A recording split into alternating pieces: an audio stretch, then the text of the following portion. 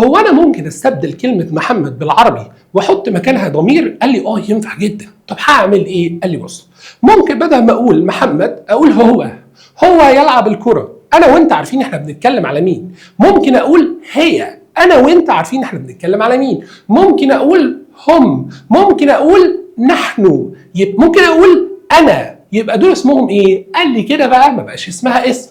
امال اسمها ايه؟ قال لي اسمها كده pronoun او ضمير. طيب هقول لك حته كده بالانجلش عشان تفهم معايا الحته دي. الاسم عندي بالانجلش اسمه noun.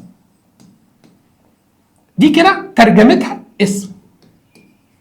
طيب بص بقى، في كلمه ثانيه اسمها pronoun. كلمه noun اهي يعني اسم. امال ايه برو دي؟ قال لي pronoun معناها بديل الاسم. بديل للاسم. يبقى بدل ما بقول الاسم بحط البديل بتاعه اللي هو بنسميها الضمير. يبقى الجمله عندي تبدا بفاعل، والفاعل ممكن يكون اسم او ضمير. طب تعالى نشوف الضمائر. انا عندي كام ضمير يا ابن الحلال؟ بص، انا عندي 7 ضمائر في اللغه الانجليزيه. يلا نشوفهم مع بعض.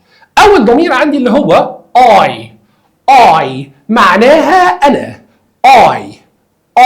طب الضمير الثاني he، ودي معناها هو، وبتكلم فيها عن المفرد المذكر.